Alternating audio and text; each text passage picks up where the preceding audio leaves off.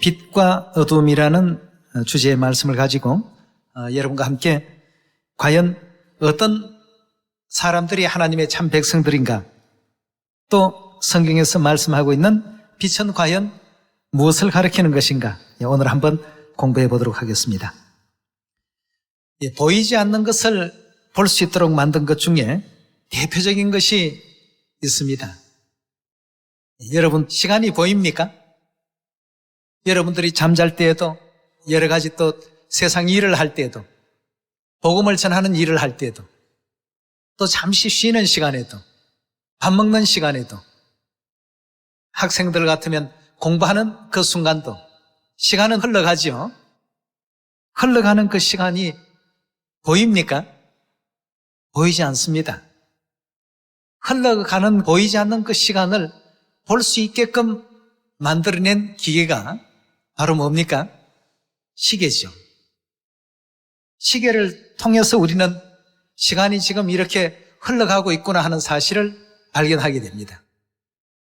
마찬가지로 우리 성경 속에서도 하나님께서 의인과 악인, 천국 갈 수 있는 사람과 천국 갈 수 없는 사람, 하나님의 그 역사와 사단의 역사, 이 모든 영적인 어떤 세계의 것은 3차원적인 세계에 살고 있는 우리로서는 볼 수 없고 감지할 수가 없습니다. 감지할 수 없는 이것을 하나님께서 볼 수 있도록 만들어 놓으신 굉장히 중요한 장치가 바로 성경 아니겠습니까? 그렇다면 이 성경을 통해서 보이지 않는 그 세계를 우리가 항상 들여다보고 확인하고 알아야 되겠습니다. 시계라는 이와 같은 그 기구가 발명되기 이전에는, 또 천체의 어떤 그 움직임과 그 변화를 인간이 감지하고 간파하기 이전에는 시간의 어떤 흐름에 대해서는 전혀 개념이 없습니다. 마찬가지로 영적인 그 세계의 것도 하나님을 믿지 아니하고 성경을 알지 못하는 이런 상황에서는 영적 보이지 않는 세계의 것이 존재하는지 존재하지 않는지 전혀 감지할 수가 없습니다. 그래서 오늘 여러분과 더불어서 과연 빛은 무엇을 가리키고 어둠은 무엇을 가리키며 구원받을 사람들은 어떠한 특징을 가진다고 말씀하셨는지 성경을 통해서 확인을 한번 해보도록 하겠습니다. 요한복음 3장 16절의 가르침을 함께 보겠습니다. 3장 16절의 가르침을 보시면, 하나님이 세상을 이처럼 사랑하사 독생자를 주셨으니 이는 저를 믿는 자마다 멸망치 않고 영생을 얻게 하려 하심이라. 하나님이 그 아들을 세상에 보내신 것은 세상을 심판하려 하심이 아니요 저로 말미암아 세상을 구원받게 하려 하심이라. 저를 믿는 자는 심판받지 아니하는 것이요 저를 믿지 아니하는 자는 하나님의 독생자의 이름을 믿지 아니하므로 벌써 무엇을 받은 것이라고요? 하나님께서는 이미 심판을 하셨다고 했습니다. 굳이 하늘나라까지 와서 하나님께서 너는 지옥으로 너는 천당으로 이렇게 가르지 않더라도 이미 이 지상에서 하나님께서 무엇을 통해서 알 수 있다고 했습니까? 육체를 입고 이 땅에 오신 그 하나님을 믿는 사람과 믿지 않는 사람을 가지고 2000년 전 육체를 입으시고 이 땅에 오신 하나님이신 예수 그리스도를 믿지 아니하는 사람은 굳이 하늘나라 심판대 앞에 와서 판결이 되지 않더라도 이 땅에서 이미 판결이 되어버렸다고 했습니다. 그럼 오늘날 성령시대에 이 땅에 육체를 입고 오신 그 하나님을 믿지 아니하는 사람들은 어떻게 된다는 뜻입니까? 벌써 심판을 받은 것과 같아라고 했습니다. 하나님 심판대 앞에 와서 그 판결이 번복되어질 수 없다는 뜻입니다. 이 땅에서의 그래서 믿음이 소중합니다. 자, 그렇다면 이 땅에 육체를 입고 오신 하나님이 과연 어떤 존재이기에 우리가 그 하나님을 믿지 아니할 때 벌써 심판을 받은 것이라고 말씀을 하셨는지 19절에 보도록 합니다. 그 정죄는 이것이니 곧 빛이 세상에 왔으되 사람들이 자기 행위가 악함으로 빛보다 무엇을 더 사랑했다고요? 어두움을 더 사랑한 것이라고 했습니다. 그럼 세상에 오신 빛은 누구를 뜻하는지를 계속 한번 알아보도록 합시다. 20절입니다. 악을 행하는 자마다 무엇을 미워한다고요? 빛을 미워하는 이유가 자신이 무엇을 행하기 때문이라고 했습니까? 악을 행하기 때문에 빛을 미워한다고 했습니다. 빛을 미워하여 빛으로 어떻게 해요? 악을 행하는 자마다 빛을 미워하여 빛으로 오지 아니하나니 이는 그 행위가 드러날까 함이요. 21절입니다. 진리를 쫓는 자는 어떻게 해요? 빛으로 오나니 이는 그 행위가 하나님 안에서 행한 것임을 나타내려 하심이니라고 했습니다. 요한복음 3장 16절에서부터 보니까 빛 가운데로 나오지 않는 사람들은 악을 행하는 자라고 이렇게 표현했습니다. 악을 행하는 자는 빛 자체를 미워하고 빛을 싫어하고 빛을 가까이 하기를 꺼려하고 거절하도록 되어 있습니다. 우리 하나님께서 만드신 섭리가 그러했더라는 것이죠. 자, 그렇다면 여기서 말하는 빛은 무엇을 의미하고 있는지를 요한일서 1장을 통해서 함께 살펴보도록 하겠습니다. 요한일서 1장 5절의 말씀입니다.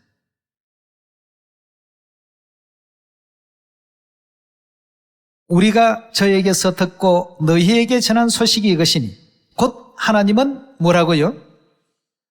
그에게는 어두움이 조금도 없으시니라고 했습니다. 하나님은 빛이라고 했는데, 자, 그렇다면 육체를 입고 이 땅에 오셨던 2000년 전 예수님, 요한복음 1장 1절과 14절을 통해서 보면 태초에 존재하셨던 누구라고요? 하나님이시라고 했습니다. 비록 이 땅에 육체를 입고 오셨지만 하나님이십니다. 빛이신데 빛 가운데 나오기를 싫어하고 예수님께서 전파하신 천국 나라의 복음의 그 소식들, 이런 것을 전부 거절하고 십자가에 못 박으라고 외친 무리들이 있습니다. 그들은 전부 어떤 자들이었습니까? 오늘 요한복음 3장 말씀을 통해서 보니까 전부 악을 행하는 자들입니다. 악을 행하는 자들은 어떤 특징을 가지고 있다고요? 빛을 미워하도록끔 창조가 그렇게 되어 있습니다. 그러다 보니까 빛으로 어떻게 한다고요?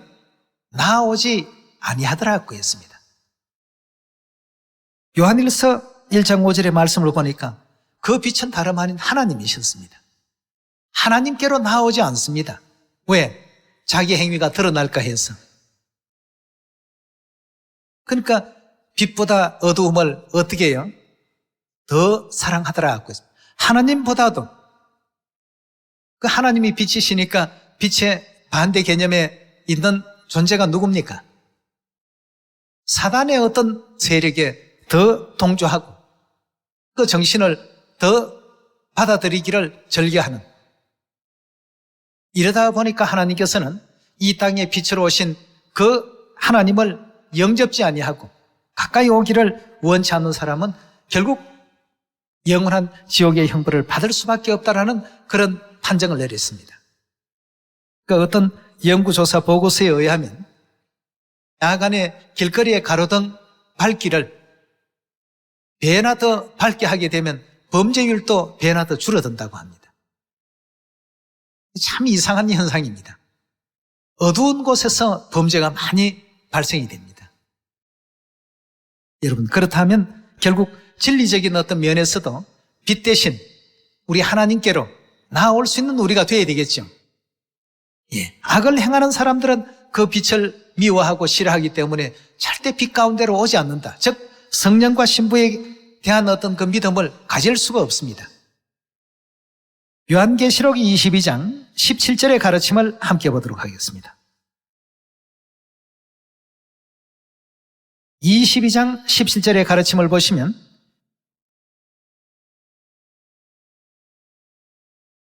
성령과 신부가 말씀하시기를 어떻게 했습니까? 예, 이건 하나님의 빛의 자녀들만이 기뻐할 수 있는 소식입니다. 하나님께서 내게로 오라, 빛 가운데로 나오라. 이 한마디 말씀으로 벌써 천국과 지옥은 판결이 나버렸습니다. 악을 행하는 사람들은 가까이 절대 올 수 없습니다. 빛 대신 아버지 하나님, 빛 대신 어머니 하나님께로 나오는 사람들은 어떤 자들입니까? 빛의 자녀들. 저들은 빛 가운데로 나오기를, 빛 가운데 거하기를 즐겨하는 자들이라고 이렇게 성경은 언급하고 있습니다. 자, 그렇다면 오늘날 이 시대 성령과 신부 되신 아버지 하나님, 어머니 하나님을 또 영접하고 받아들이기를 즐겨하는 무리들과 그걸 반대하는 어떤 무리들, 보이지 않는 세계 속에서 지금 영적인 쟁투가 계속 벌어지고 있습니다.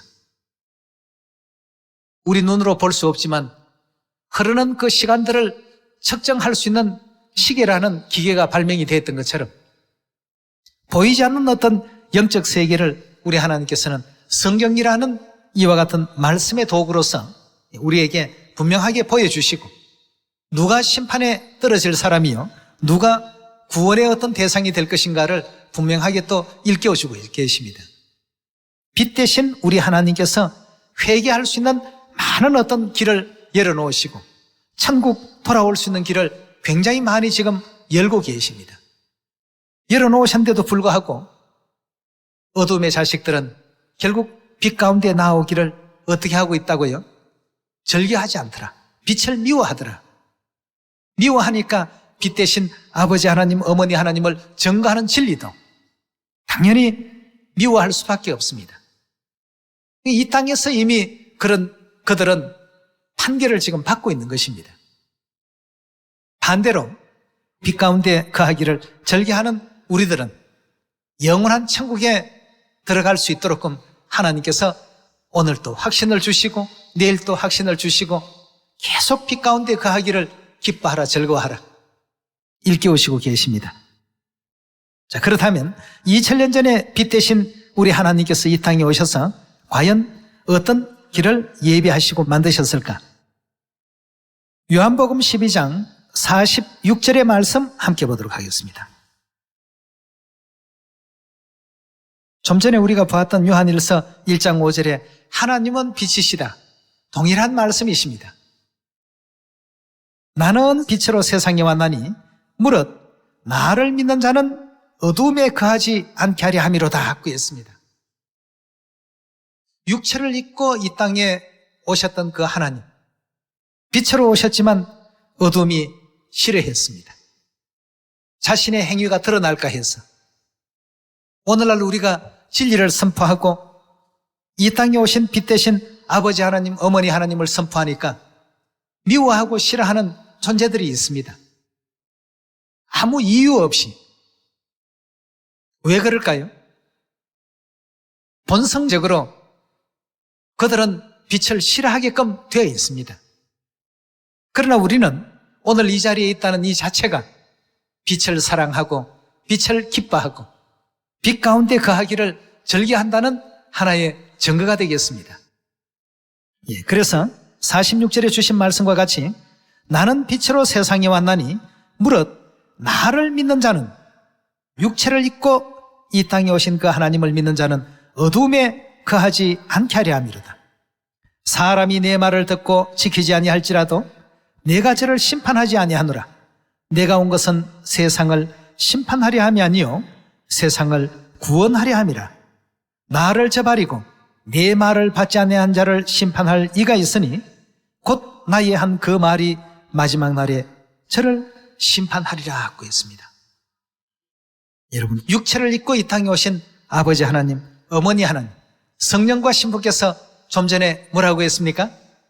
오라고 하시는 계시록 22장 17절의 장면을 보았습니다. 빛 가운데로 오라는 말씀 아니겠습니까? 근데 오지 않습니다. 이유가 뭐죠? 저들은 어둠에 속했고 어둠을 더 사랑하고 있고 빛 가운데 나오기를 원치 않습니다. 나왔다 하면 그들의 모든 치부가 다 드러나기 때문입니다. 그러나 우리는 빛 가운데 나오는 것을 즐겨하고 기뻐하는 것은 우리의 그 모든 행위에 대해서 하나님께서 또 즐거워하시고 기뻐하시기 때문이라고 요한복음에서는 분명하게 말씀을 주고 계십니다. 자, 그렇다면 2000년 전에 이 땅에 빛으로 오셨던 우리 하나님께서 과연 어떤 진리의 제도를 가지고 또 기뻐하셨는지 히브리서 우리 5장을 한번 열어보도록 하겠습니다. 자, 이제 뭔가 눈에 보이지 않는 것이 보이게끔 하나님께서는 분별시켜 주십니다. 우리가 빛 대신 하나님의 자녀인지 또 아닌지에 대해서 하나님께서 일러주신 장면을 살펴보도록 하겠습니다. 히브리서 5장 6절입니다. 또한 이와 같이 다른 데 말씀하시되 내가 영원히 무슨 반차를 쫓는 제사장이라고요? 멜기세덱의 반차를 쫓는 제사장이라 하셨으니 7절의 말씀 보시면 그는 육체에 계실 때 자기를 죽음에서 능히 구원하실 이에게 심한 통곡과 눈물로 간구와 소원을 올렸고 그의 격려하심을 인하여 들으심을 얻었나니라. 그가 아들이시라도 아들은 누구를 뜻하고 있습니까? 예수님이죠. 받으신 고난으로 순종함을 배워서 온전하게 되었은즉 자기를 순종하는 모든 자에게 영원한 구원의 근원이 되시고 하나님께는 멜기세덱의 반차를 쫓는 뭐라고요? 대제사장이라 칭하심을 받았나니라 하고 했습니다. 하나님께는 멜기세덱의 반차를 쫓는 대제사장이라는 이와 같은 칭호를 받게끔 됐다고 이렇게 끼워주고 있습니다. 자, 그렇다면 이 멜기세덱에 대한 부분을 통해서 우리가 과연 빛 가운데 거하는지 어두움 가운데 거하는지를 가려야 되겠습니다. 빛 대신 예수님을 멜기세덱의 반차를 쫓는 제사장이라고 했기 때문에 우리 역시 빛 가운데 거하려면 멜기세덱의 반차 가운데 거하기를 즐겨해야 되겠습니다. 근데 세상은 성경은 본다고 하면서 이런 부분들은 전부 생략하고 있습니다. 참 이상합니다. 새 언약이 등장함으로 말미암아 그들의 지금 치부가 다 드러나고 있지 않습니까? 일요일이 하나님의 어떤 가르침이 아니라는 그런 부분도 드러나죠. 성탄절이 크리스마스가 그렇지 않다는 사실도 드러나고 있죠. 십자가가 그렇지 않다는 사실도 드러나고 있죠. 그들이 행하고 있는 모든 예배의식이 하나님과는 전혀 상관이 없는 이방신에게 숭배하는 제사의식이라는 것을 성경이 전부 드러내주고 계시니까 들을수록 괴로운 겁니다. 이래서 이런 것이 더 알려지지 않도록끔 방해하고 회방하고 그래야 사람들이 빛 가운데 나아가지 않죠. 빛 가운데 와서 보니까 그 전에 일요일 지켰던 것 그 전부 엉터리였네. 크리스마스 지켰던 것 그 전부 엉터리였구만. 십자가 이제껏 우상 숭배하고 있었네.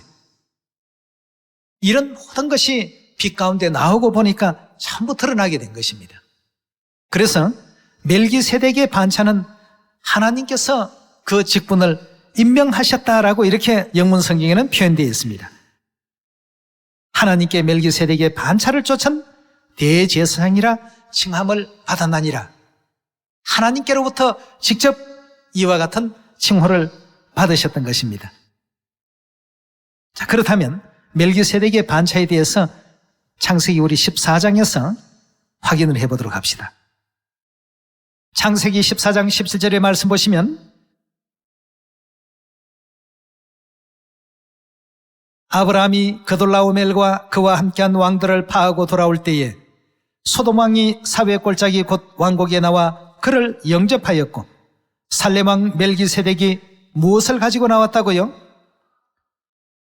멜기세덱이라는 이와 같은 제사장이 무엇을 가지고 등장했는가 하면 떡과 포도주를 가지고 나왔으니 그는 지극히 높으신 하나님의 뭐라고 했습니까? 제사장이더라고 했습니다. 떡과 포도주를 가지고 아브라함을 축복하러 나왔는데 그는 지극히 높으신 하나님의 제사장 직분을 수행하고 있었던 사람들이에요. 19절입니다. 그가 아브라함에게 축복하여 가로되 천지의 주제시요 지극히 높으신 하나님이여 아브라함에게 복을 주옵소서. 너희 대적을 내 손에 붙이신 지극히 높으신 하나님을 찬송할지로다 하며 아브라함이 그 얻은 것에서 10분의 1을 멜기세덱에게 주었더라고 했습니다. 최초의 그 11조 하는 장면입니다. 그 11조는 당연히 누구에게만 드리도록 되어 있습니까? 하나님께 드리도록 되어 있는 것을 아브라함이 멜기세덱에게 10분의 1을 이와 같이 드렸더라고 하는 장면을 창세기 14장에서 우리 살피고 있습니다. 이 멜기세덱의 제사 제도를 따르는 대제사장이 바로 누구시라고 했습니까? 예수님이시라고 이렇게 성경은 말씀하셨고 3위로 본다면 성자 하나님이십니다. 빛으로 이 땅에 오신 하나님께서 수행하셨던 것이 바로 멜기세덱의 대제사장직이었습니다. 그런데 오늘날 일요일 크리스마스 이런 것은 로마 황제였던 태양신 대제사장이 가톨릭과 더불어서 수립하게 된 것이죠. 그러나 우리 예수님께서는 그런 것을 수행한 대제사장이 아니고 멜기세덱의 제사 제도를 이끌어 가셨던 대제사장이셨습니다. 어떤 제사를 하나님께서 기뻐 받으시겠습니까? 아벨의 제사입니까? 가인의 제사입니까? 멜기세덱의 제사입니까? 아니면 태양신의 제사입니까? 멜기세덱의 제사를 당연히 기쁘시게 받으시죠. 하나님께서 친히 그것을 가르치러 이 땅에 오셨던 것 아니겠습니까? 그래서 멜기세덱이 떡과 포도주를 가지고 아브라함에게 복을 빌어 주었습니다. 수많은 제사장들이 짐승의 피를 흘려서 그 희생의 피를 가지고 하나님께 제사를 드리고 예배를 했던 그러한 시절이었습니다. 그런데 멜기세덱은 그러한 시대에도 아주 특이하게 오직 떡과 포도주를 가지고 예배를 했습니다. 자, 그렇다면 이런 떡과 포도주의 제사 제도는 신약에 와서 우리 빛 대신 하나님, 즉 예수 그리스도께서 어떻게 가르침을 주셨는지 마태복음 26장 17절의 말씀 같이 보겠습니다. 무교절의 첫날에 제자들이 예수께 나와 가로되 유월절 잡수실 것을 우리가 어디서 예배하기를 원하시나이까? 가라사대 성아나무에게 가서 이르되 선생님 말씀이 내 때가 가까웠으니 내 제자들과 함께 유월절을 내 집에서 지키겠다 하시더라 하라 하신대 제자들이 예수의 시키신 대로 하여 유월절을 예배하더라고 했습니다. 26절로 넘어갑시다. 통일한 유월절 그 밤에 주신 말씀이죠. 저희가 먹을 때에 예수께서 떡을 가지사 축복하시고 떼어 제자들을 주시며 가라사대 받아 먹으라 이것이 내 몸이니라 하시고 또 잔을 가지사 사례하시고 그 잔 안에 무엇이 담겨 있다고 했습니까? 포도주인데 이날 포도주는 평시에 마시는 포도주와 다릅니다. 무슨 포도주일까요? 유월절의 포도주입니다. 잔을 가지사 사례하시고 저희에게 주시며 가라사대 너희가 다 이것을 어찌하라고요? 마시라. 이것은 죄의 사함을 얻게 하려고 많은 사람을 위하여 흘리는 바 나의 피 곧 언약의 피니라 하고 했습니다. 멜기세덱이 떡과 포도주로 아브라함에게 육적인 어떤 축복을 빌어주었던 것처럼 영적 멜기세덱의 제사 직분을 수행하시는 예수 그리스도께서는 떡과 포도주를 가지고 어떤 언약을 세우셨습니까? 자, 이 대목을 그대로 스페인어 성경에도 보면 누에보 빡도라고 해서 새 언약이라고 이렇게 언급하고 있습니다. 한글 성경은 누가복음 22장에 정확하게 새 언약이라고 명시가 되어 있는데요. 결국 새 언약이라는 진리는 멜기세덱의 반차의 최고의 진수라고 볼 수가 있겠습니다. 멜기세덱이 떡과 포도주로 아브라함에게 육적인 축복을 빌어주었던 것처럼 영적 멜기세덱이신 예수 그리스도께서는 떡과 포도주로 우리에게 어떤 축복을 복비려 주었습니까? 요한복음 6장에 보면 인자의 살을 먹고 인자의 피를 마시면 너희 속에 무엇이 있게 된다고요? 너희가 영생을 가졌고 가장 중요한 영생이라는 축복을 허락했습니다. 자, 그렇다면 하나님께서 빛으로 이 땅에 오셔서 빛 가운데 진리를 이 땅 위에 세워놓으셨습니다. 그래서 우리는 진리도 빛이라고 표현하고 하나님도 빛이라고 표현합니다. 하나님께서 세우신 진리이기 때문에. 자, 그러면 빛 대신 새 언약의 이 진리를 기뻐하고 가까이 하고 그 안에 거하고 있는 이 사람들이 과연 누구냐는 것입니다. 요한복음 3장의 말씀 그대로 대입해보게 되면 어둠에 속한 자, 즉 악을 행하는 자들은 빛을 미워하며 빛 가운데 나오기를 기뻐하지 않는다라고 했습니다. 그 특징을 분명하게 하나님께서 가려내 주셨습니다. 천국 갈 사람들과 그렇지 못할 사람들을 가려놓으시는 아주 중요한 이 판단할 수 있는 어떤 대목이 되겠습니다. 만약에 우리가 시계가 없다, 또 어떤 해와 달의 어떤 움직임이 없다, 그렇다라고 한다면 우리 사람들은 시간의 어떤 흐름을 느낄 수가 없습니다. 감지할 수가 없습니다. 마찬가지로 만약 성경이 없었다고 한다면 우리 영적인 상태 전혀 감지가 안 됩니다. 존재는 하지만 증명이 될 만한 어떤 기계가 없었어요. 시계가 만들어지니까 아이고 벌써 한 달 지났네, 벌써 말복도 지났네, 알게 되는 것 아니겠습니까? 만약에 이런 어떤 체계가 없었다고 한다면 내 나이가 몇 살인지 알지도 못할 것입니다.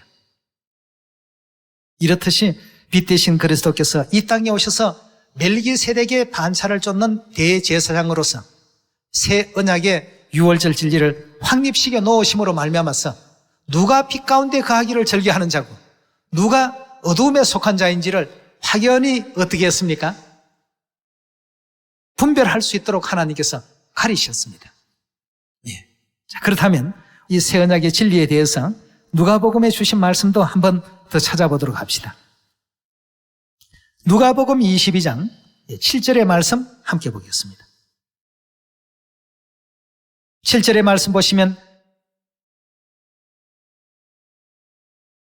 유월절 양을 잡을 무교절 일이 이른지라 예수께서 베드로와 요한을 보내시며 가라사대 가서 우리를 위하여 유월절을 예비하여 우리로 먹게 하라.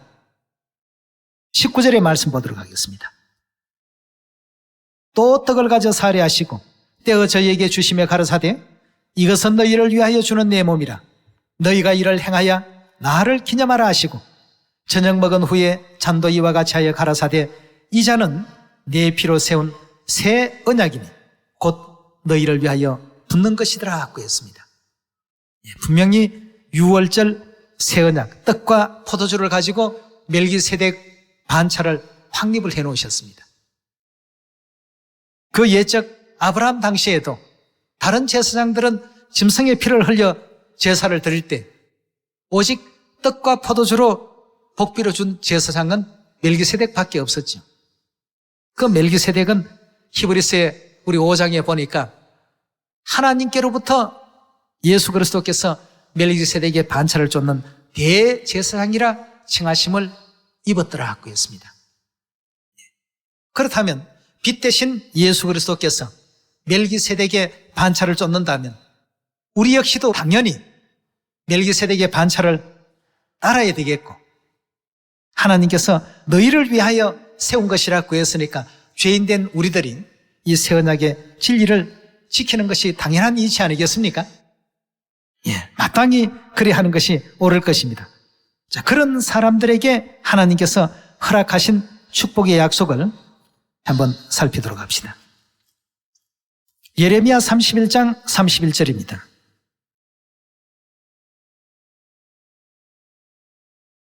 (31장 31절에) 나 여호와가 말하노라 보라 날이 이르리니 내가 이스라엘 집과 유다 집에 무엇을 세운다고요? 새 언약을 세우리라.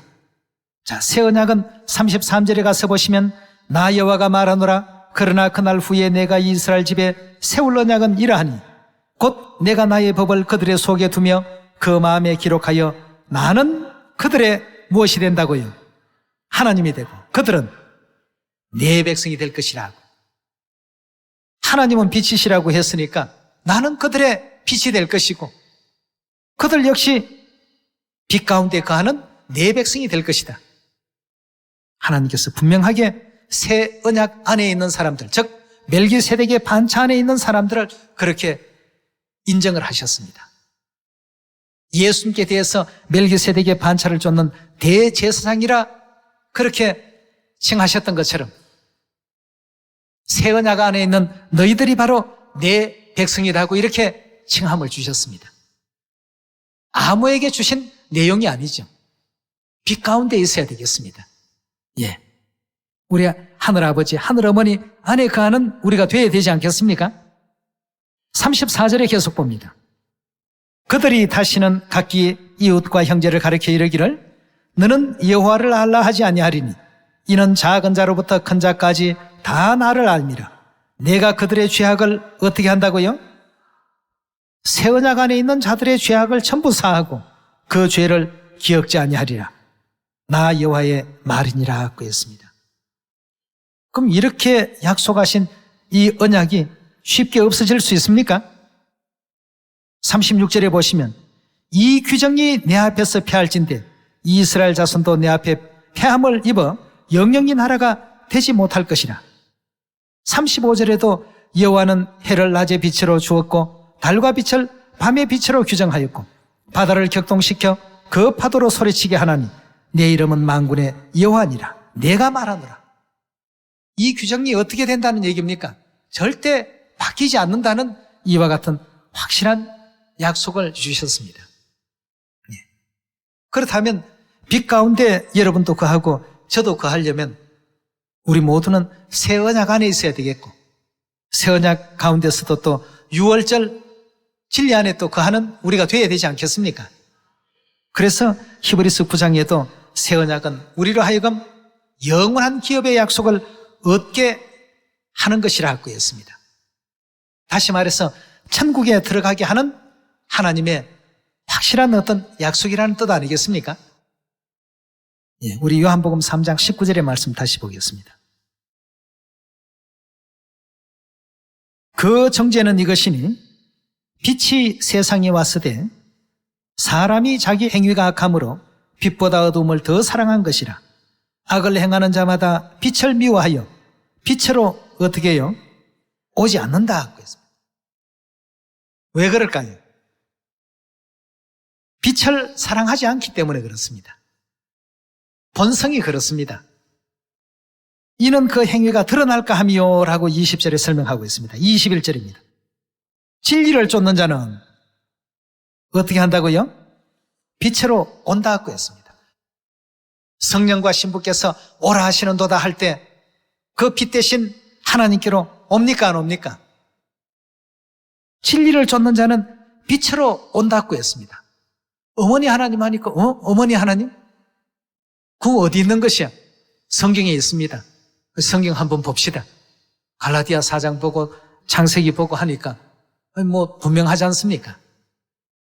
그러니까 진리를 쫓는 마음을 갖고 있는 사람은 빛으로 오나니 이는 그 행위가 하나님 앞에 행한 것임을 나타내려 함이라 하시니라고 했습니다.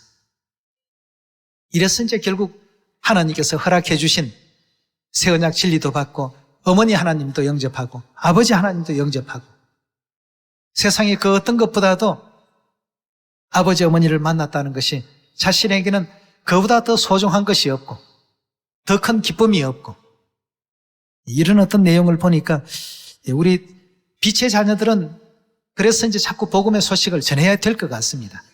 전하게 되면 어머니 하나님이라는 그 소리 한마디에 마음이 이렇게 그 어떤 작용을 일으킬 수 있다라고 하는 것이 이 빛의 자녀들의 어떤 특징이라고 볼 수 있겠습니다. 우리는 빛 가운데 하나님께서 거하게 하시고 빛 가운데 거하게 하셨다는 것을 눈으로 확인시켜 주기 위해서 멜기세덱의 반차인 새 언약의 진리의 제도를 확립해 주시고 새 언약 가운데 거하고 있는지 거하고 있지 않는지를 통해서 우리가 빛의 자녀인지 어둠에 속한 자인지를 하나님께서 가리게 해놓으셨습니다. 영원토록 빛 가운데 거하시면서 아버지 어머님 귀하신 사랑 더 많이 받고 축복 많이 받을 수 있는 우리 여러 형제 자매들이 꼭 되시길 바라겠습니다. 오늘 이 말씀에 은혜 있길 바라면서 말씀 마칩니다. 감사합니다.